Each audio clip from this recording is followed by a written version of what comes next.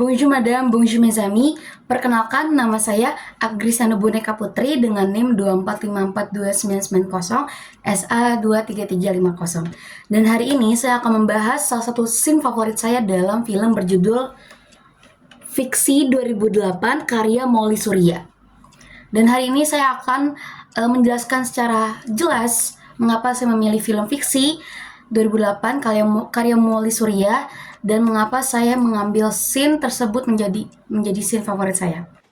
Film ini berjudul Fiksi 2008 karya Molly Seril yang ditulis oleh Joko Anwar. Film ini bergenre thriller dan psikologis dan mengangkat tema obsesi, delusi, dan batas kabur antara realitas dan fiksi.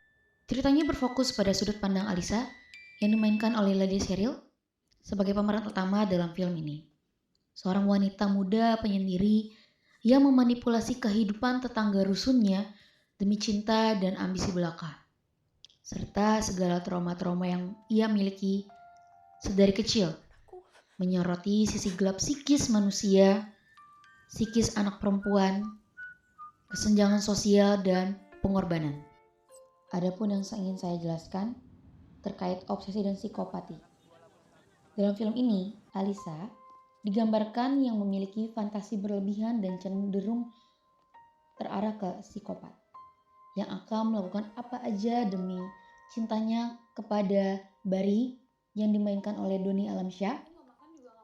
Dan di sini juga kita disoroti dengan kesenjangan sosial, cerita berlatar rumah susun di Jakarta yang memperlihatkan kontras sekali dengan antara kehidupan elit, old money, Alisa, dan lingkungan pasar penduduk rusun yang dihuni oleh Bari dan Renta, kekasih Bari.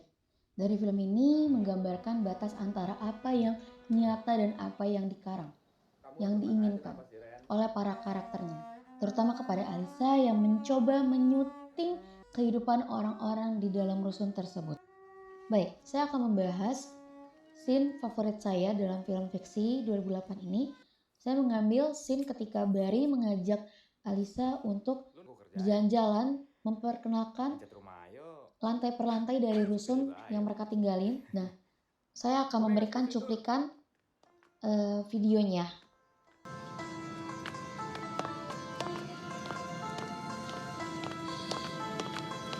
Lantai 1 itu pusat bisnis dari rumah susun ini.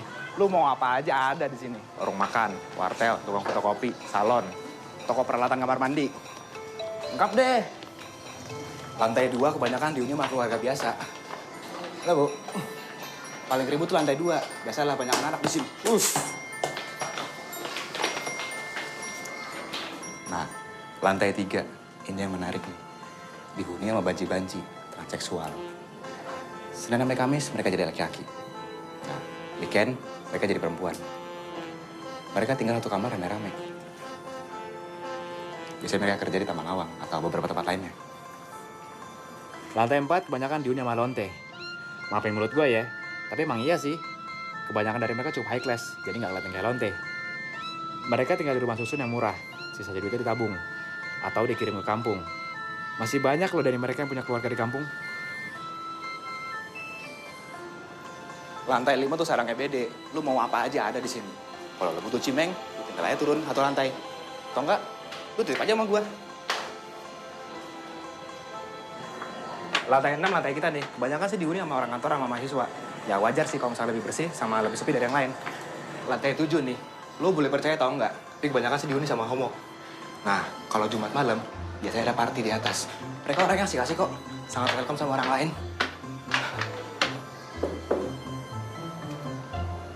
Nah, yang terakhir lantai 8. Itu dihuni sama istri simpenan. Mereka tinggal paling atas supaya nggak dilewatin sama orang lain. Bar, bukannya rumah susun ini 9 lantai? Lantai 9 kosong. Yang nempatin setan. Setan beneran? Kata orang sih lantai 9 tuh yang nempatin orang-orang yang mati kentayangan waktu rumah mereka kebakaran. Atau lebih tepatnya dibakar sih ya.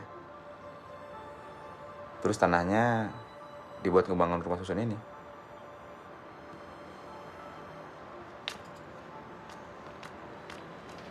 Terus kita mau kemana ini? Gua mau nunjukin cerita-cerita gue.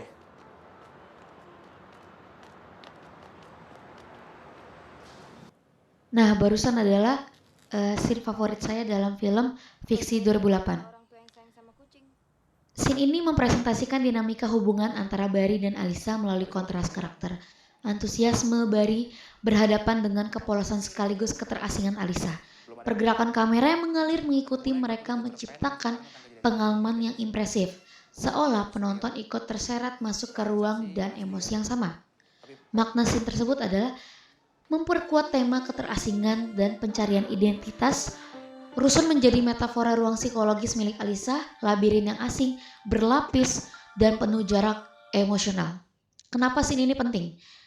Ini adalah titik di mana penonton mulai memahami kondisi batin Alisa secara visual, bukan hanya naratif.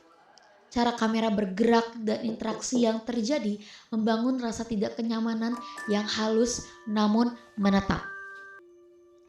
Lalu, scene ini menghadirkan pengalaman emosional yang ambigu. Penonton diajak masuk ke ruang batin Alisa yang terasa asing, sunyi, tidak stabil, tidak terarah, dan juga gelap. Pergerakan kamera yang intim justru membesar jarak emosional yang ia rasakan.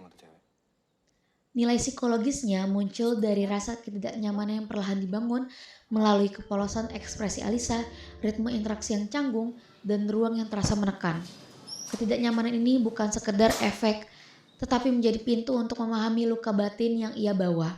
Dari situ tumbuh rasa prihatin, penonton tidak hanya merasa terganggu, tapi juga mendorong untuk melihat Alisa yang sebagai sosok yang rapuh, kesepian, dan terjebak dalam dunia tidak sepenuhnya ia pahami.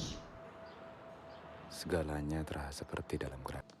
Film fiksi mengajak kita melihat bahwa luka tidak selalu hadir dalam bentuk yang jelas. Kadang ia bersembunyi di balik diam, kekosongan, dan hal yang tampak biasa, namun justru disitulah ia paling terasa. Film ini mengingatkan bahwa trauma dan kesepian bisa membentuk cara seorang memandang dunia.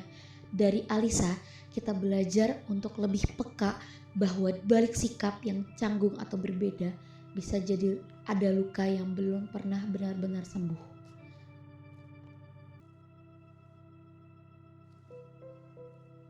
Semua kejadian ada tujuannya.